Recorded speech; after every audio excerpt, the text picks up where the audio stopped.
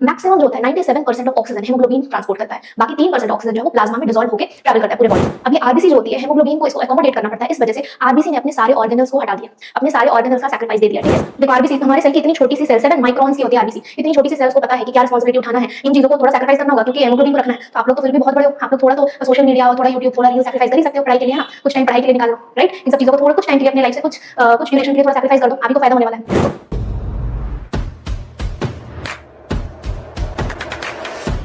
Hi everyone, welcome to the marker. मेरा नाम है रितिका रानी और मैं हूँ आपकी बायोलॉजी एजुकेटर।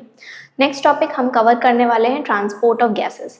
तो ट्रांसपोर्ट ऑफ गैसेस में सबसे पहले ऑक्सीजन का ट्रांसपोर्ट हम पढ़ेंगे। ओके, तो ऑक्सीजन का ट्रांसपोर्ट पढ़ने वाले हैं सबसे पहले।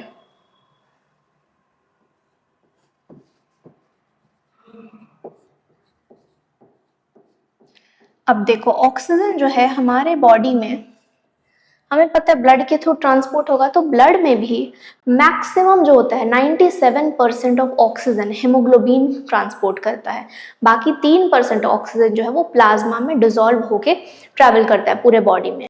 ओके, ट्रांसपोर्ट ऑफ ऑक्सीजन में 97% कैसे जाता है? बाय हेमोग्लोबिन, और 3% जो बचा होता है वो कैसे जाता है? Dissolved in plasma.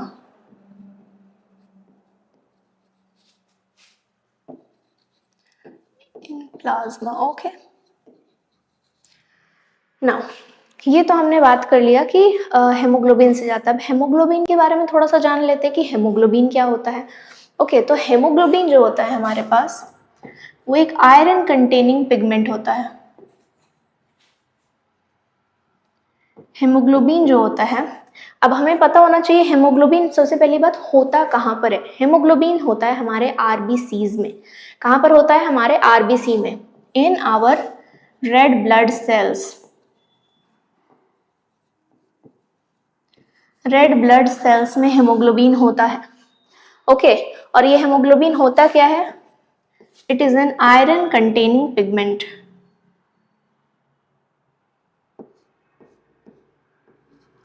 Fe मतलब आयरन कंटेनिंग पिगमेंट। हेमोग्लोबिन का काम क्या है? फंक्शन क्या है इसका? एक ही काम है, ऑक्सीजन को ट्रांसपोर्ट करना। तो फंक्शन क्या है इसका?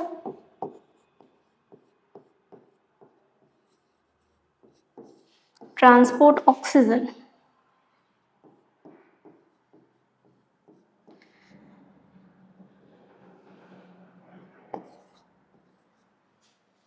अब देखो, हेमोग्लोबिन हमने बोला आरबीसी में होता है। अब ये आरबीसी जो होती है, हेमोग्लोबिन को इसको एकोमोडेट करना पड़ता है, इस वजह से आरबीसी ने अपने सारे ऑर्गेनल्स को हटा दिए, अपने सारे ऑर्गेनल्स का सैक्रिफाइस दे दिया है। ठीक है, सारे ऑर्गेनल्स को भगा दिए हैं, क्योंकि आरबीसी के सर पे एक बहुत बड़ी रिस्पॉन्सिबिलिटी है। क्या है? आरबीसी का एक ही काम है, उसको हेमोग्लोबिन रखना है अपने पास, क्योंकि हेमोग्लोबिन क्या है? कैरियर है ऑक्सीजन का। तो आरबीसी के पास इतनी बड़ी रिस्पॉन्सिबिलिटी है क्योंकि उसको ऑक्सीजन हर एक सेल को पहुंचाना है बॉडी में। ब्रेन सेल्स, हमारे हार्ट, लिवर, लंग, किडनी, हर एक इंपॉर्टेंट ऑर्गन, हमारे हर एक सेल्स के पास ऑक्सीजन कौन लेकर जाएगा? हेमोग्लोबिन। तो अगर आरबीसी थोड़ी सी सैक्रिफाइस नहीं करेगा, अगर उसको सब कुछ चाहिए होगा कि नहीं, ऑर्गेनल्स भी रखेंगे, न्यूक्लियस भी रखेंगे, सारा काम चलते रहना चाहिए, तो हेमोग्लोबिन को जगह नहीं मिलेगा, तो चीजें कॉम्प्रोमाइज होती जाएगी वहां पर। ठीक है, तो आरबीसी क्या करते हैं? आरबीसी में ना तो न्यूक्लियस होता है, ना तो उसमें बाकी organelles, mitochondria, Golgi body, endoplasmic reticulum, कुछ भी नहीं होता है। ओके, तो तो आरबीसी क्यों ये सब करते हैं? क्योंकि आरबीसी को पता है मेरे सर पे इतनी बड़ी रिस्पॉन्सिबिलिटी है, मेरे को पूरे बॉडी को चलाना है। कैसे चलेगा? ऑक्सीजन नहीं होगा तो एनर्जी नहीं बनेगा। इसीलिए आरबीसी क्या करती है? खुद एनएरोबिक रेस्पिरेशन करती है। आरबीसी क्या करती है? आरबीसी में हमने क्या बोला? माइटोकॉन्ड्रिया ही नहीं है। माइटोकॉन्ड्रिया को हम क्या जानते थे? Power house of the cell, right. तो जब power house of the cell हम क्यों बोलते थे? क्योंकि माइटोकॉन्ड्रिया में ही तो हमारा एरोबिक रेस्पिरेशन का बाद वाला पार्ट होता है ना। हम जो रेस्पिरेशन पढ़ते हैं उसमें एक पार्ट होता है ग्लाइकोलाइसिस। ठीक है, ग्लाइकोलाइसिस जो होता है वो साइटोप्लाज्म में हो जाता है। ओके, तो आरबीसी के पास साइटोप्लाज्म तो है। ओके, तो वहां पर ग्लाइकोलाइसिस वाला पार्ट हो जाएगा, लेकिन ग्लाइकोलाइसिस के बाद वाला जो पार्ट होता है वो सब माइटोकॉन्ड्रिया में होता है। आरबीसी के पास माइटोकॉन्ड्रिया नहीं है, फिर भी आरबीसी एनारोबिक रेस्पिरेशन करके कुछ अमाउंट ऑफ एनर्जी बना लेती है ताकि उसका नॉर्मल काम चल सके। ओके, तो आरबीसी क्या करती है? Anaerobic respiration.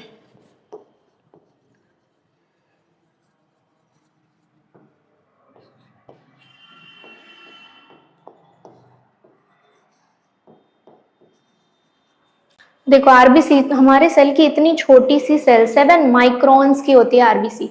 इतनी छोटी सी सेल्स को पता है कि क्या रिस्पॉन्सिबिलिटी उठाना है, इन चीज़ों को थोड़ा सैक्रिफाइस करना होगा क्योंकि हेमोग्लोबिन को रखना है। तो आप लोग तो फिर भी बहुत बड़े हो, आप लोग थोड़ा तो सोशल मीडिया और थोड़ा यूट्यूब, थोड़ा रील सैक्रिफाइस कर ही सकते हो पढ़ाई के लिए, है ना? कुछ टाइम पढ़ाई के लिए निकाल लो, राइट? इन सब चीज़ों को थोड़ा कुछ टाइम के लिए अपने लाइफ से कुछ ड्यूरेशन के लिए थोड़ा सैक्रिफाइस कर दो, आप ही को फायदा होने वाला है। ओके, इतने समझदार तो हो ही आप लोग। अब देखो हमको क्या पढ़ना है कि यहाँ पर आरबीसी जो हो रहा है ये एनारोबिक रेस्पिरेशन कर रहा है ताकि हेमोग्लोबिन को एकोमोडेट कर सके। हेमोग्लोबिन का क्या काम है? हमारी बॉडी में ऑक्सीजन ट्रांसपोर्ट करना। अब हम बात करेंगे 100 ml ऑफ जो हमारा ब्लड होता है, पर 100 ml ऑफ ब्लड वो कितना ऑक्सीजन पहुंचाता है टिश्यूज को। हमें पता है हमारी बॉडी में approximately 5 to 5.5 litres of blood होता है एक ह्यूमन, एक हेल्दी एडल्ट में, ठीक है? एक हेल्दी एडल्ट में 5 to 5.5 लीटर्स ऑफ ब्लड होता है पूरे बॉडी में।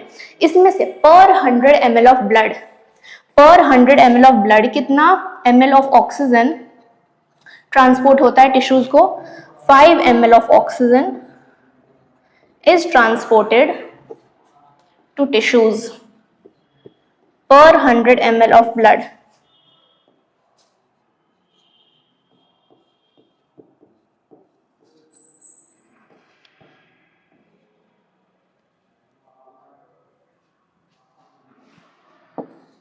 Per 100 ml of blood.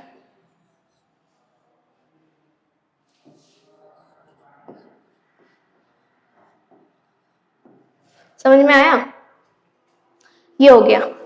तो जितना ज्यादा हेमोग्लोबिन होगा उतना ज्यादा हमारा ऑक्सीजन उतने एफिशिएंटली और उतना ज्यादा अमाउंट में ऑक्सीजन ट्रैवल हो पाएगा। इसीलिए बोला जाता है जब भी हेमोग्लोबिन टेस्ट कराया जाता है तो इसका हेमोग्लोबिन 15 है मतलब बहुत अच्छा है, इसका हेमोग्लोबिन 12 है मतलब ओके ओके है, पर अगर हेमोग्लोबिन 10 से कम हो गया तो बिल्कुल अच्छा नहीं है, क्योंकि बॉडी को ऑक्सीजन नहीं मिल रहा है। बॉडी ऑक्सीजन नहीं मिल रहा है, ब्रेन को ऑक्सीजन कहाँ से मिलेगा, है ना? ब्रेन सेल्स हमारे इतने सेंसिटिव होते हैं कि अगर उनको 4 मिनट लगातार अगर ब्रेन सेल्स को ऑक्सीजन नहीं मिले, ब्रेन सेल्स मरने लगते हैं।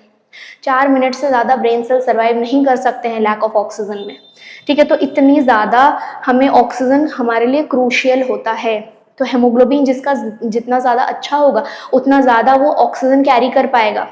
एक हेमोग्लोबिन का जो मॉलिक्यूल होता है, ठीक है, मान लो ये एक हेमोग्लोबिन का मॉलिक्यूल है, ये एक बार में 4 ऑक्सीजन के मॉलिक्यूल को कैरी कर सकता है, ठीक है? एक हेमोग्लोबिन 4 ऑक्सीजन को एक बार में कैरी कर सकता है। सिमिलरली एक हेमोग्लोबिन 4 कार्बन डाइऑक्साइड को भी कैरी कर सकता है। तो जितना ज्यादा हेमोग्लोबिन होगा उतना ज्यादा ऑक्सीजन कैरी होगा, उतना ज्यादा ऑक्सीजन हर एक सेल हर एक टिश्यू को मिलेगा। तो हम क्या बोलते हैं? हेमोग्लोबिन बढ़ाओ, अच्छा खाना खाओ, हेल्दी खाना खाओ, जंक फूड मत खाओ, है ना? क्यों? क्योंकि हेमोग्लोबिन जितना अच्छा होगा ब्लड में, हेमोग्लोबिन बनेगा जितना अच्छा होगा, हमें ऑक्सीजन उतना ज्यादा मिलेगा, हमारे सेल्स हेल्दी रहेंगे, हमारा ब्रेन प्रॉपर फंक्शन करेगा, है ना? ओके, नाउ अब हम इसमें नेक्स्ट एक पढ़ना है हमें, that is oxygen dissociation curve.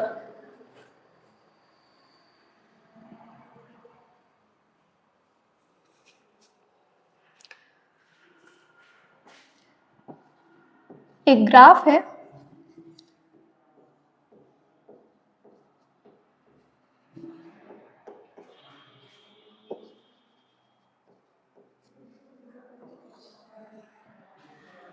देखो ऑक्सीजन डिसोसिएशन कर्व में हम पढ़ेंगे कि हम जो बोलते हैं ना कि एक हेमोग्लोबिन 4 ऑक्सीजन को कैरी करता है, तो वो 4 ऑक्सीजन को कैरी करके ऐसा तो नहीं कि घूमता रहेगा, वो ऑक्सीजन कैरी कर रहा है ताकि वो सेल्स को दे सके, जहां भी सेल्स को जरूरत होगी वो जाके बांटेगा, है ना। तो हमको वही पढ़ना है कि किस पार्शियल प्रेशर ऑफ ऑक्सीजन पर एक मॉलिक्यूल को छोड़ेगा, किस पर दो मॉलिक्यूल को जाने देगा। देखो वैसे भी हेमोग्लोबिन की ज्यादा दोस्ती है नहीं ऑक्सीजन के साथ, हेमोग्लोबिन को ज्यादा कार्बन डाइऑक्साइड पसंद है, ठीक है। हेमोग्लोबिन की दोस्ती कार्बन डाइऑक्साइड से ज्यादा है एज कंपेयर्ड टू ऑक्सीजन। तो हेमोग्लोबिन जो है अपने पास कार्बन डाइऑक्साइड को रखना चाहता है, ऑक्सीजन को वैसे भी वो नहीं रखना चाहता है, बट उसकी मजबूरी होती है। क्यों? क्योंकि जैसे एक ऑक्सीजन आया, एक ऑक्सीजन जबरदस्ती आकर हेमोग्लोबिन के पास चिपका, वो अपने दोस्त दूसरे ऑक्सीजन को बुलाएगा, वो अपने दोस्त तीसरे ऑक्सीजन को बुलाएगा, फिर और चौथे ऑक्सीजन को बुलाएगा। तो हेमोग्लोबिन को 4 ऑक्सीजन मजबूरी में एकोमोडेट करना ही पड़ता है। पर जैसे ही हेमोग्लोबिन को कार्बन डाइऑक्साइड दिखा, जैसे ही कार्बन डाइऑक्साइड का कहीं पर भी थोड़ा सा पार्शियल प्रेशर ज्यादा दिखा, वो ऑक्सीजन को छोड़ेगा, कार्बन डाइऑक्साइड को लेकर जाएगा, ठीक है। तो हमें ये याद रखना है कि हेमोग्लोबिन की जो दोस्ती है वो वैसे भी ऑक्सीजन के साथ बिल्कुल अच्छी नहीं है, वो कार्बन डाइऑक्साइड के साथ अच्छी दोस्ती रखता है। तो वो कार्बन डाइऑक्साइड जहां पर भी ज्यादा उसको कार्बन डाइऑक्साइड दिखा, जहां पर उसको लगा कि कार्बन डाइऑक्साइड उठा सकते हैं, वो तुरंत ऑक्सीजन को छोड़ेगा, कार्बन डाइऑक्साइड उठा के चलेगा। ओके। अब ऑक्सीजन डिसोसिएशन कर्व में हमें ये देखना है कि हम रेस्ट में कितने ऑक्सीजन हमारे एक हेमोग्लोबिन कितना ऑक्सीजन का मॉलिक्यूल्स को जाने देता है, वो वैसे भी रखना नहीं चाहता है, राइट। वैसे भी नहीं रखना चाहता, अपने पास रखना चाहता है। तो हमें वही पढ़ना है कि ये ग्राफ से कि किस लेवल पर, किस पार्शियल प्रेशर पर कितना ऑक्सीजन का मॉलिक्यूल डिसोसिएट हो रहा है, कहाँ से? हेमोग्लोबिन से। हमें पता है 4 ऑक्सीजन के मॉलिक्यूल मतलब 100% saturation of haemoglobin. Haemoglobin 100% saturate हो जाता है, एक मॉलिक्यूल ऑफ हेमोग्लोबिन 100% सैचुरेट हो जाता है 4 मॉलिक्यूल ऑफ ऑक्सीजन में। ओके। तो हम ग्राफ जब भी ड्रॉ करेंगे, मान लो ये हमने ग्राफ ड्रॉ किया, तो इधर हम इस साइड में हम लिखेंगे परसेंटेज सैचुरेशन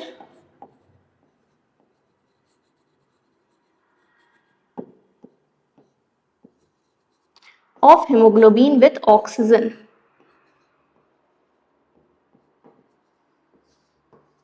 ठीक है, वाई एक्सिस में ये जाएगा, और एक्स एक्सिस में हम ड्रॉ करेंगे पार्शियल प्रेशर ऑफ ऑक्सीजन।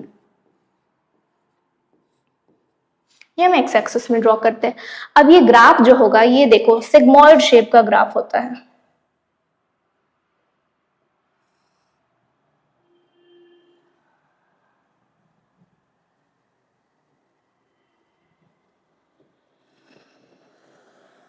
ये कुछ ऐसा ग्राफ होता है, ओके, सिग्मॉइड शेप।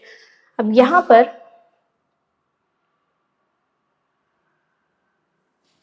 ये जो लेवल है, यहां पर हम क्या बोलेंगे, यहां पर होता है हमारा 100% saturation of oxygen with haemoglobin. ठीक है, इस लेवल पर हम क्या बोलते हैं, इस लेवल पर जो हमारा हेमोग्लोबिन है वो 4 ऑक्सीजन को कैरी कर रहा है।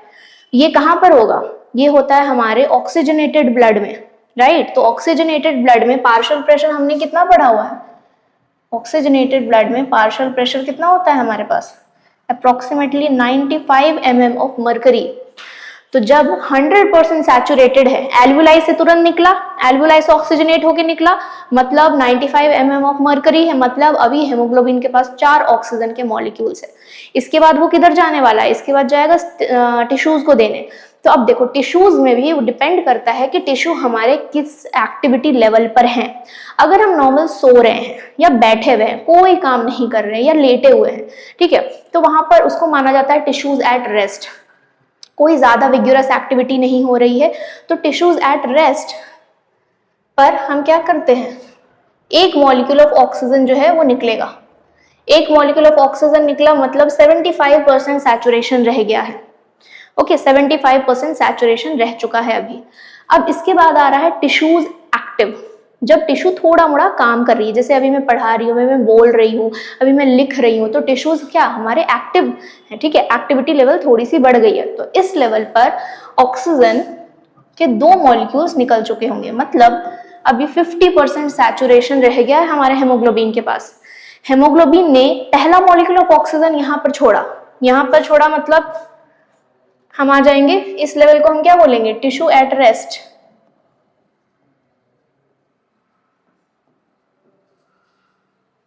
ठीक है, जब टिश्यू रेस्ट कर रही होगी, एक मॉलिक्यूल ऑफ ऑक्सीजन सांस तो वहाँ हम भी ले ही रहे हैं, टिश्यू रेस्ट कर रही है, बट स्टिल सांस ले रहे हैं हम, नॉर्मल थोड़ी मोड़ी एक्टिविटीज चल रही है, तो वहाँ पर ऑक्सीजन तो कंज्यूम होगा, क्योंकि एनर्जी तो बनाते हैं हम, सांस लेने में भी एनर्जी तो यूज करते ही हैं। हमारे जो मसल्स कॉन्ट्रैक्ट करते हैं, इंटरकॉस्टल मसल्स, हमारे डायफ्राम, एनर्जी तो वहाँ यूज हो ही रही है। तो टिश्यू एट रेस्ट में एक मॉलिक्यूल ऑफ ऑक्सीजन हेमोग्लोबिन छोड़ देगा। ओके, दूसरा मॉलिक्यूल ऑफ ऑक्सीजन हेमोग्लोबिन जाने देता है जब हम थोड़ा एक्टिविटी लेवल अपना बढ़ाते हैं, हम बोल रहे हैं, हम पढ़ रहे हैं, हम लिख रहे हैं, हम नॉर्मल थोड़ा मोड़ा इधर उधर वॉकिंग कर रहे हैं या फिर बातें कर रहे हैं, ठीक है, तो वहां पर टिश्यूज एक्टिव,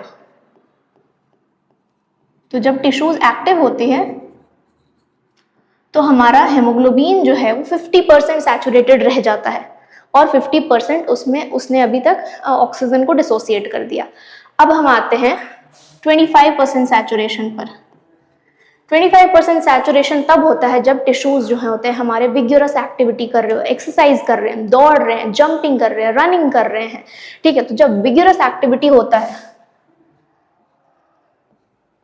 तो इस लेवल पर क्या होता है, टिश्यूज एक्टिव विग्योरसली।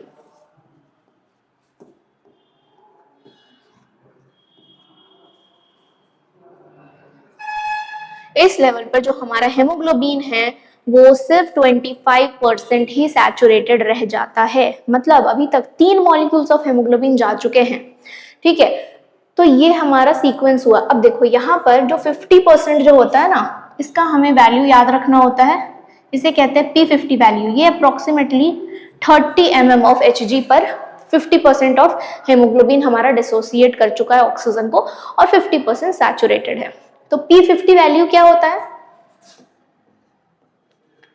P50 वैल्यू होता है जिस पार्शियल प्रेशर ऑफ ऑक्सीजन पर हेमोग्लोबिन 50% सैचुरेटेड हो, ठीक है, eight which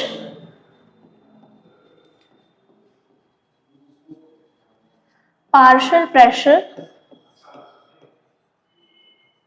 of oxygen hemoglobin remains 50% saturated with what, with oxygen,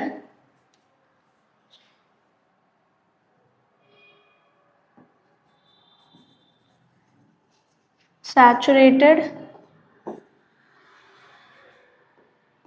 with oxygen, ठीक है। तो ये कितना हो जाएगा हमारा नॉर्मल हेल्दी एडल्ट में 30 mm ऑफ मर्करी, ठीक है। ये नॉर्मल हेल्दी एडल्ट में 30 mm ऑफ मर्करी होता है। अब हम बात करते हैं अगर कोई इंसान पहाड़ों में रह रहा हो, ठीक है, अपहिल, तो पहाड़ों में क्या सिचुएशन होती है, ये ही कर्व जो है वो राइट हैंड शिफ्ट ले लेता है,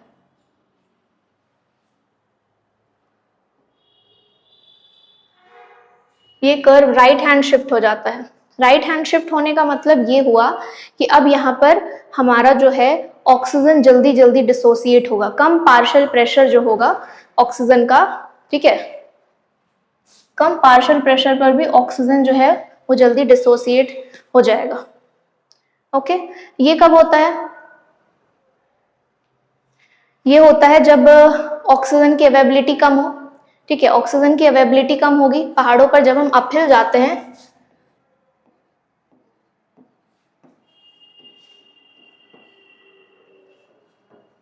तो पार्शियल प्रेशर ऑफ ऑक्सीजन कम हो जाएगा, partial pressure of oxygen decrease होता है। तो यहाँ पर जैसे ही ऑक्सीजन थोड़ा सा कम पड़ेगा तुरंत डिसोसिएशन होगा, ठीक है। ऑक्सीजन की पार्शियल प्रेशर थोड़ा सा कम होगा तुरंत डिसोसिएशन होगा।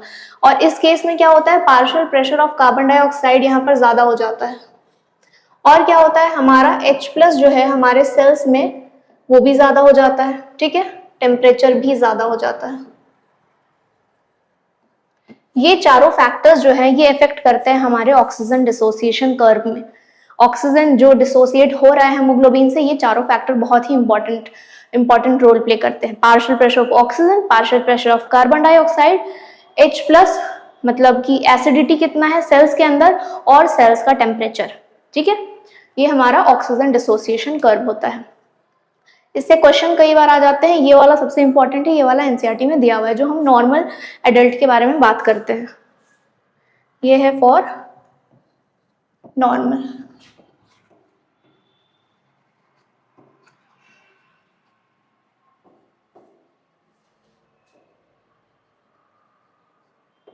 ठीक है, और ये वाला हो गया जब हम अपहिल रहते, जब हम पहाड़ों पे रहते हैं, क्योंकि वैसे भी हमें पता है वहां पर पार्शियल प्रेशर ऑफ ऑक्सीजन कम होती है, वहां सांस लेने में दिक्कत होती है, राइट। ओके, तो यहाँ पर होता है हमारा ट्रांसपोर्ट ऑफ ऑक्सीजन कंप्लीट। हम अगले पार्ट में करेंगे ट्रांसपोर्ट ऑफ कार्बन डाइऑक्साइड। ठीक है, थैंक यू वेरी मच।